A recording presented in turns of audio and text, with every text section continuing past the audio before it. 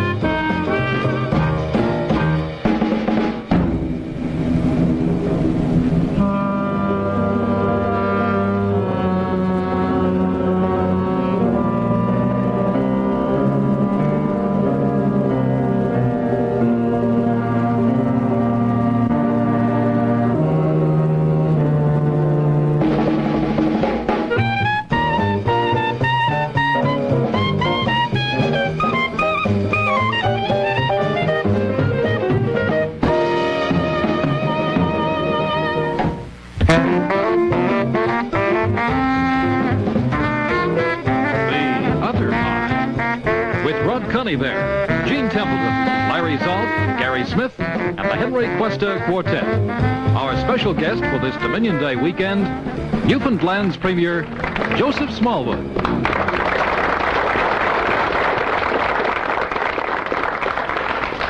Hi there. I'm Rod Conager, one of those clowns who was galumphing across the sylvan fields, I would say. And here are two other people who are also doing it. This is Gene Templeton, and this is Larry Zalt. In order of beauty, please give them a little hand. Thank you. Would they believe 8 hours that we spent out there to get that 1 minute and 30 seconds of craziness? Well, this is our Dominion Day weekend show, and we have a number of things to talk about. We have a very, very special guest for you, as you just heard. But just before we meet him, Gene, did you have any special project, anything that you did over the Dominion Day weekend? Or maybe a centennial project that might have been, because that would have tied in too. Well, I have a centennial project, which really isn't mine, except that I'm surprised it hasn't been mentioned. The idea I have is this. I think somebody should contact all the premiers of the maritime provinces and Ontario and Quebec, bring them together, give them a little boost, see what they think of the idea of forming a country. No? I'm just flabbergasted at such a fantastic thing. Could it possibly work, do you think? Never. Never. No, it's mad. Just a mad scheme. What about you, Larry? Well, Rod, I've actually had the Middle East on the brain, sort of. Have you really? Yeah, I can see it. It's kind of a configuration right there. That's right. Bad makeup job. Bad makeup job. Really is, yeah. And what I've been doing is there's been an enormous amount of tourist trade spruced up in the area, and sure. I've got a plan for mountain climbing expeditions in the Sinai Peninsula. Yeah. You climb this mountain and God knows who you meet. It's just unbelievable. One of those suspenseful experiences that you'd like to promote. And on the way down, you can stone the native populace with tablets, which is another thing. So that's what I've been doing. But. Yeah. Nothing to do with Dominion Day at all, really, has it? No. There's a special rate for Canadians who want to go. Oh, all right. That kind of helps things out. Well, our real celebration of the Dominion Day weekend is to introduce you to the man that you are about to meet. He is the man who brought our 10th province into Confederation, and he has flown, I think it's some 1,500 miles just to sit here and talk to us in our kind of living room situation tonight. Please welcome him, Premier Joseph Smallwood of Newfoundland.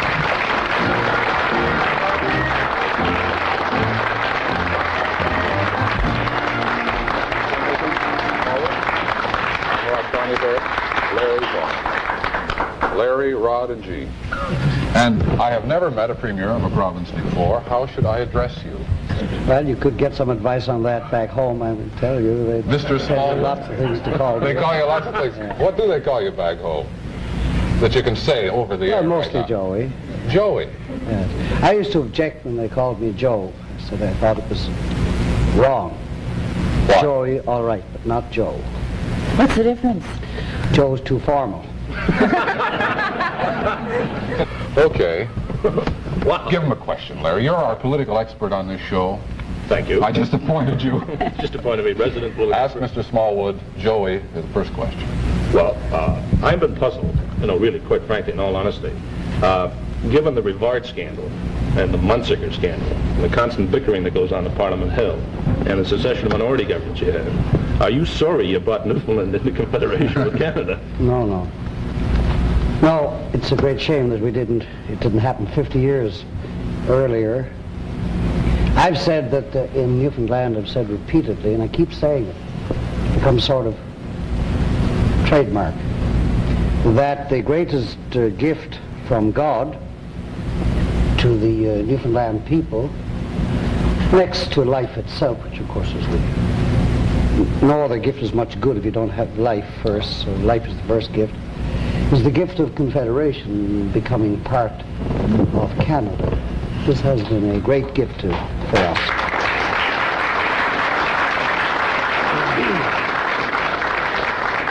You once said Confederation was one of the 10 great revolutions of all time. The Confederation of Newfoundland with Canada. Did you? Not exactly that. What I said was that I had in my own conscious life lived through 10 revolutions. You know, the Turkish Revolution, the fall of the Ottoman Empire, and the Russian Revolution, the Chinese Revolution, the Fascist Revolution in Italy, and the Nazi Revolution in Germany, and the Cuban Revolution, and so on, and our own Newfoundland Revolution, which was the biggest that ever happened in the world in Newfoundland. Say, you had me worried. I was wondering whether So I was slightly misquoted, just a little off base there, you know. you wouldn't want to compare the Newfoundland Revolution to With the Auschwitz. Chinese, for example. With the No. Chinese. No. Well, listen, off politics entirely.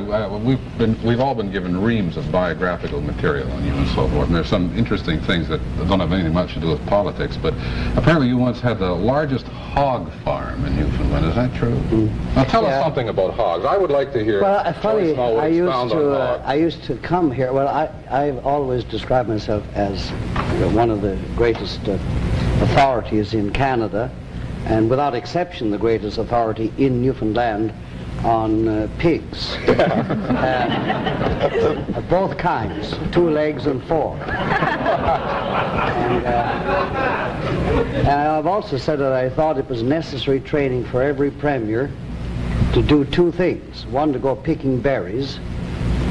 That's out in the wild country, not in the garden, but out on the muskeg and out in the barrens, as we call them, picking berries, and you get very down. Why should you do that? Because it's a humbling thing. You get down to the Mother Earth and so on. And the other thing is that you should feed pigs. Every premier should be a hog grower and raiser and feed hogs. Yeah. I think it's necessary What does that do basic for you? training. It's humbling and cuts you down to size. And if you tend to be big, a big shot, you change the spelling. Once you've been...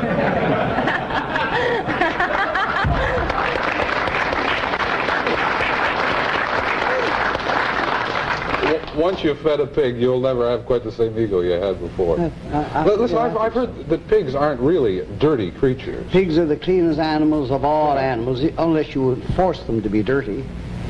But if you give them a break at all, they're extremely clean animals. What about this wallowing that they do? They don't wallow in earth, wet earth. Yeah. This is a necessary thing to clean. This is done to clean themselves. Ah, they're cleaning themselves. They're taking a bath. Are they cleaner than politicians in Ottawa? Politicians are always clean in Ottawa and everywhere else, with a rare one who is an exception, I think. Very rare. But are they easier to get along with than, say, your fellow politician? Oh yes, they may be easier to get along with. Do you feed them the same They kind? can't talk back. Listen, you're in a situation now broadcasting, and for 7 years you were on the air, and you were known as the Barrelman. Is that correct? Yeah. And what exactly were you doing, and would you do it for us? Can you remember what you did? Was it an ad lib Well, a show? barrelman is a fellow who goes out in whaling ships or sealing ships, up the masthead there's a barrel. You go up the mast and get through the bottom of the barrel and stand up in the barrel. That takes you at quite an elevation, and you can see farther.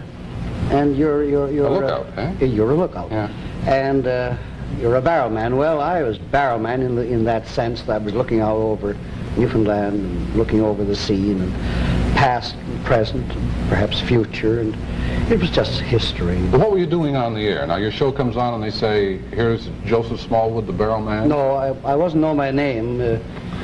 My sponsor presents the Barrelman in a program of making Newfoundland better known to Newfoundlanders. Okay, now you're on. And then I go on glorifying, as Florence Ziegfeld used to glorify the American girl. I glorified anything and everything Newfoundland, men, women, children, past and present. And hogs. Including hogs. Okay, give us some of that. Well, glory. actually, while I was on the air, I was raising hogs, and I used to, sometimes in the studio, they used to object if I were working late on the farm and hurried to the studio without changing clothes. They used to say I smelled, but I think they were just pulling my leg. Well, maybe I didn't smell of roses always when I came into the studio. Let's hear some of your glorification, some of the things that you'd be saying on the air. Can you remember? No. What you did? I was on for 7 years, 6 nights a week for 7 years, for 15 minutes with a program that I wrote myself. It was a monologue, so I got used to it. They say this is the best training to be a premier too. 7 years with monologue, 15 minutes every night. No, in a program, a 15-minute program with 2 commercials, I would have 5 or 6 or 8 items with bits of history, stories, anecdotes of the strength of Newfoundlanders, the ingenuity of Newfoundlanders, the bravery, the courage, the patriotism, the love of country, and the altruism and the unselfishness. In other words, after 7 years, Newfoundlanders began to think they weren't too bad. And this was the intention. This was my purpose. They used to call me the blind patriot, but I did this very deliberately. We were getting knocked and rapped. And we tended to have an inferiority complex as a people. And God knows we didn't deserve that. We'd been there for 500 years on that island, the oldest spot in the Western Hemisphere, continuously occupied and populated. We had nothing to be ashamed of. We were poor, but we had good stock, good historic background, and yet there was this inferiority complex, and I was combating that and trying to point out that we could be proud. And so they used to call me the blind patriot. Because you just saw sort of. Well, I only prayed. Allegedly. I let the others knock and condemn and criticize and pick holes, and I only used the things that were good about Newfoundland for 7 years. Who were your sponsors, do you remember? Yeah, Frank O'Leary, FM O'Leary Limited. He was a commission merchant. What was he selling? Always selling toothpaste and cough cure. Buckley, I'm. Did you have 44% less cavities using that toothpaste? I tried the cough cure one time. And I never said on the air what I said. We almost got a commercial out of you there. But I wouldn't have tried it on my pigs, I'll tell you that. What would be some of these legends? Have you got the sort of a legend that would sum up for Canada what Newfoundlanders are like? No, and I tell you, I often thought, after I became a Canadian, that it would be an absolutely glorious thing if there could be a Canadian barrelman. A man, now John Fisher, in a way, you remember he was Mr. Canada, and he went from province to province and went on station after station, and he talked about Canada, but each program the whole program would be just one theme. It wasn't anecdotes. If the people of Canada could be told dramatically in TV and in radio, the thousands of things there, the thousands of stories, anecdotes, as Americans are told, they'd become a much prouder people, I think, than they are. I'd like to see that. You may get your own show out of that. Too. No, I won't have the time now, thanks. You won't? Thanks. You don't want it even if we're going to give it to you. Thanks. I'd like to ask you a question, speaking about being prouder people. I saw a rather nasty dig, I thought, at you in the paper a few weeks ago, and it came from Premier Bennett of BC, and Yeah, I he thought it said, was Joy very Smallwood witty. and I hold Confederation together. I put money in and he takes it out. Yeah. How did you react to that? Yes, I think that's perfectly true. Answer back. Yes, well, Wacky and I are always... Wacky. Well, he calls me Joey, and I call him Wacky. And we're great friends. We're poles apart. I said out there, I was interviewed in BC the other day. I was on my way to Tokyo, and they interviewed me and asked me about him. I said, he's a splendid fellow. He's a grand fellow. I said, his ideas are a little archaic. I said he would have been on the extreme right wing in the 15th century. But I said he's a grand fellow, and the smile he has is worth millions for BC, and for him, thousands of votes. Oh no, it's true. That's what Confederation means. Confederation means that the richest provinces, such as Ontario and Alberta and British Columbia, The fat cats. these three provinces that manufacture and have prosperity by manufacturing sell their goods in the other 7 provinces. Well, the other 7 provinces are not just mouths, they're not just backs to be clothed and mouths to be fed, you know. They're people too, and they're provinces too, and they're part of Canada, and they make Canada. And even if Ontario, BC, and Alberta are to look upon the other provinces as mere customers, as mere outlets for their goods, which would be a little short-sighted of them to do, even then they'd have to respect their customers, if that's all they were, if they weren't fellow Canadians. Take Newfoundland, for example. Sure. Newfoundland, by becoming a province, became Canada's, if you take Canada as being the other 9 provinces, Newfoundland became Canada's 3rd biggest customer in the world. Before Confederation, we bought from the United States, from the United Kingdom, anywhere in the world. We felt like Canada was just one other country. We become Canadians, a province, and at once, overnight, we become Canada's 3rd largest market in the world. If you could look upon Newfoundland as an export market. Well, if I go in and buy this suit of clothes in a shop in St. John's, and it was manufactured in Ontario, the price I pay for this suit of clothes includes a profit for the shopkeeper. That profit was a profit on the price that he paid the manufacturer in Ontario. The price he paid, and therefore I paid, is a price that included the profit for the manufacturer in Ontario. The Canadian government at Ottawa taxed the manufacturer in Ontario on his profit. Who paid that tax? I did when I bought that suit of clothes. How long do you think it'll be? So Ottawa says, okay, that's fine. We'll collect from Ontario and give it to Joey. What's wrong with that? This is what Wacky Bennett meant, and he's right. How long do you think it'll be before you people have more secondary industry and we're buying suits that are made in Newfoundland?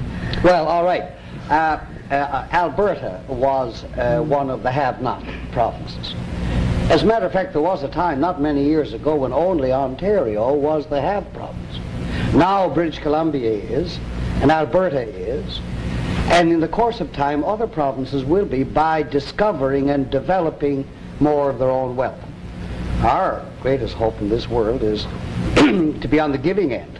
It's a marvelous thing for a province to be on the giving end. She can't be unless she's terribly rich and prosperous. It's a marvelous thing to pay income tax, isn't it? Wouldn't you like to pay wouldn't you like to pay $1 million a year income tax? How much would you have left? Why wouldn't you? Of course you would. I'd like you to pay me $1 million. No, you would love to be taxed $1 million income tax. Look what you'd have left. Ah.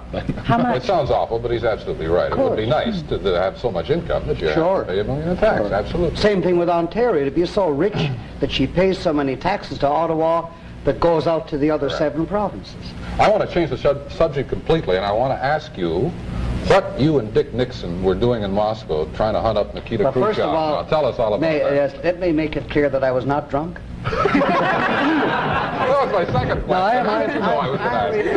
I mean this. I'm a teetotaler, except for a glass of wine. I've never tasted rum or whiskey in my life. Maybe I'm the worse off for that, but I never had.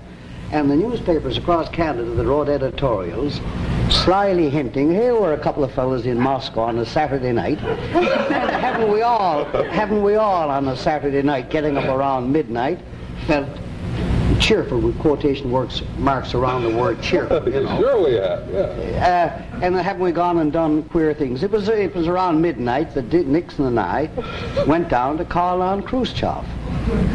Was he home? Well, if he was, we didn't see him. And Did you know where he lived, or did you yeah, have to find out? Yeah. He lives in a big apartment building, a block, in the same block as the Canadian Embassy. So what happened was a CBC man stationed in Moscow, Levy, what's his first name? David Levy? Yeah. David Levy came to see me at the hotel, and Nixon and I and 5 or 6 others were eating at the hotel, about 11 o'clock in the Eating, night. but no drinking, no drinking. Had a glass of wine, yes. Had a glass of wine for our stomach's sake. Helps the digestion. That's right, and it's liquid sunshine. That's right. Anyway, It is. Anyway, I said to David Levy, I said, Nixon was very anxious to see Khrushchev all day. He's been yearning and aching to see Khrushchev. But he said, that's easy. I said, do you know where he lives? He said, sure, I know where he lives. Yes, of course. Well, I said, he hasn't been able to shake the in-tourist guides, you know, stick right to you like closer than a brother. And, well, he said, I can arrange that. I said, how? He said, you tell him and we just slip out. I'm going out to interview you. And we slip out and get in a cab. So I said to Dick, David Levy thinks he can get us to Khrushchev. He said, he can? I said, yeah. He says he can. He said, let's go. So I said, well, ladies and gentlemen, we have to leave to go and do a broadcast with Mr. the CBC.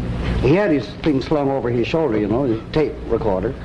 So it looked very realistic, and we went out into the lobby and slipped out on the sidewalk and got a cab. And we drove to David Levy's apartment, met his wife and child, and then waited 10 minutes and got out and got another cab and drove to the Canadian Embassy and got out, went in the embassy, dismissed the cab, spent a few minutes in the embassy, and then strolled down the street, down the block. We went to the building where Khrushchev lived. They said he wasn't in. Then they said he was gone to bed. Then they said they couldn't see him. They had all kinds of reasons.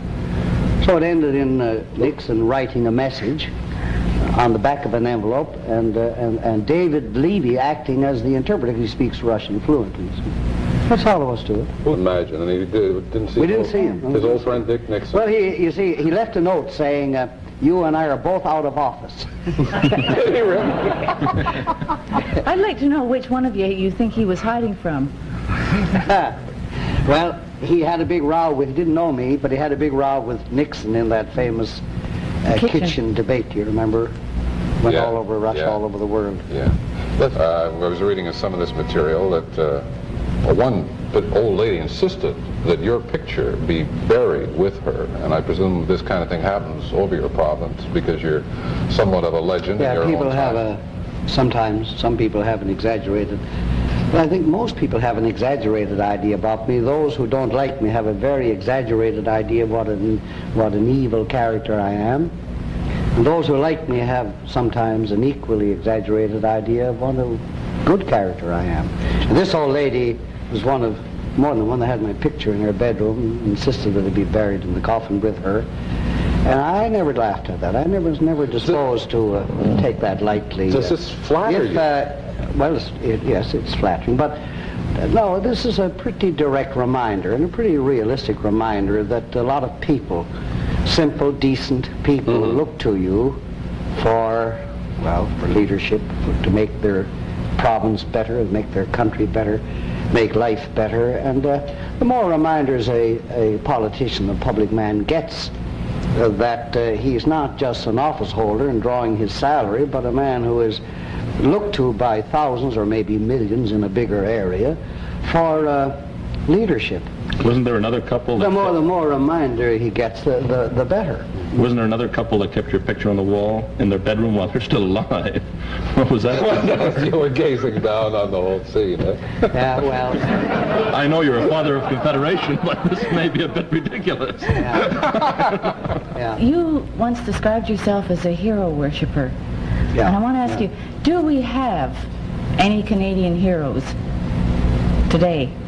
Well, I'm a young Canadian. I'm a new Canadian, you know. I'm only 18 years old.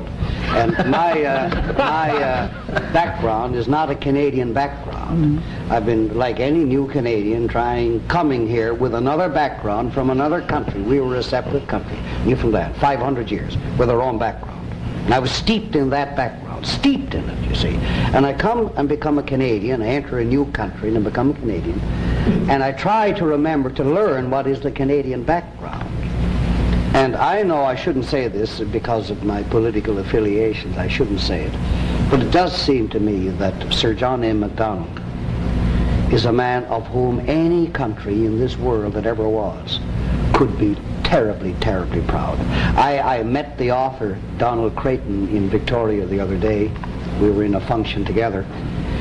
And I told him, I said, the second volume of your book, the first is called The Young Politician, the next is called The Old Chieftain. I said, that brought the tears to my eyes. And so it did. A very great figure. Now then, I read another book since that about George Brown. And George Brown is not so well known. And Sir John A. gets all the credit virtually for the original Confederation. And he doesn't deserve all of it, he deserves a lot of it. But George Brown deserves an enormous amount of it. These are two giants. And then you had other giants, or we had. You had before we came in, now we have. Giants in this country, very great figures. If they'd been Americans, if they'd lived in the United States, every living American would have been taught almost at their mother's knees. Why is this the case? Well, we're too modest a people in Canada. I mean, the non-Newfoundland part of Canada are too modest a people, and they seem it's a little bad form. It's a little vulgar, perhaps, to be building up hero worship of your great figures in your history. But I think it's an absolutely necessary part of building a great nationhood, a great nationality in Canada, a great unity of Canada. You speak of giants. Do we have any giants in Ottawa today? Is George Hees a giant? I wouldn't say... He's a friendly giant. I would say that George Hees is a delightful fellow, absolutely delightful, like Wacky Bennett. But I wouldn't say that George is one of the giants. What about Mr. Diefenbaker? Yeah, a giant. Not one of the nice giants, but a giant. Why aren't you in Ottawa, and why do you say you're not going there? Why aren't you trying to become Prime Minister? I am a pretty big fish in a pretty small pond.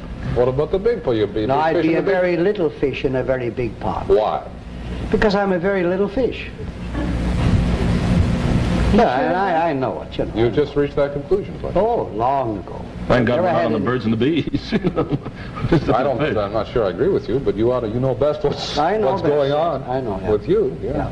Listen, legends grow up around you. I want to ask you one thing. Did you really walk clear across the island of Newfoundland to persuade railroad workers not to accept a pay cut? You really walked all the way? Funny thing, I was 3 months walking from Port aux Basques to St. John's, walked about 600 miles on the railway track. There was no road. I built the first road there is across the island. I didn't have even a road to walk on. That's maybe one of the reasons why I built the road. It's easier to walk across on a road. They were getting 25 cents an hour. The maintenance men, and there'd be a team of 4 men on every 8-9 miles. The 3 men got 25 cents, the 4 men got 30 cents, and on the 1st of September they were to go back to 22.5 cents an hour for the men and 25 for the foreman. And I thought this was pretty rotten, and I just decided to try to stop it if I could. And how do you do it? You get 4 men every 8-9 miles, stretching 600 or 800 miles, counting the branch lines. The only way to go to see them is to go and see them. So you just walked until you'd meet these guys and you tell them your story. That's right.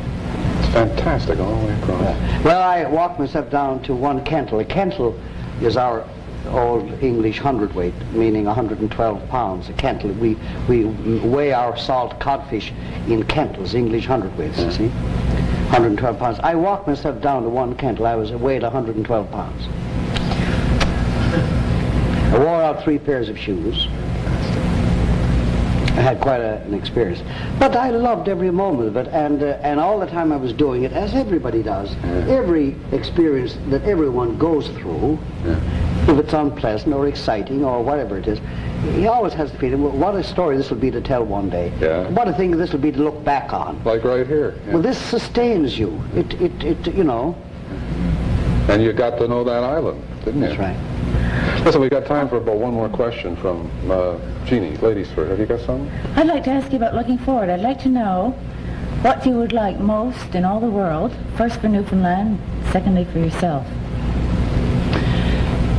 For Newfoundland, I hope I live long enough to see it. I want Newfoundland to be one of the have provinces, to be contributing more to Canada than she is getting from Canada. That'll be an awfully happy day when we'll be a giving rather than a receiving province. That's what I want for Newfoundland, that's what I want for me. You ever You plan can't to... separate the two? Sorry, Larry. You can't separate the two? You know, with an effort, I might. Barry? You're with us in 1967. Will you still be Premier of Newfoundland in 2067? Yeah. I won't live that long. You ever plan to retire, or are you going to go out by... You've been threatening to for a long time, haven't Well, I've been threatening now for 10 years and announcing my retirement. Yeah. I announce it again now. I want to tell you that I intend to retire from public life. Are you like Mark Twain? Rumors of your impending retirement are greatly exaggerated? No, there's not a rumor. It's a firm fact. I am retiring from public life. It's a firm intention. This is definite. I've made it public. It's an announcement. I am retiring from public life. When? Well, I don't know exactly. So on that news scoop that we just got on television for the first time, thank you very much for being with us. Joey Smallwood, Premier Smallwood.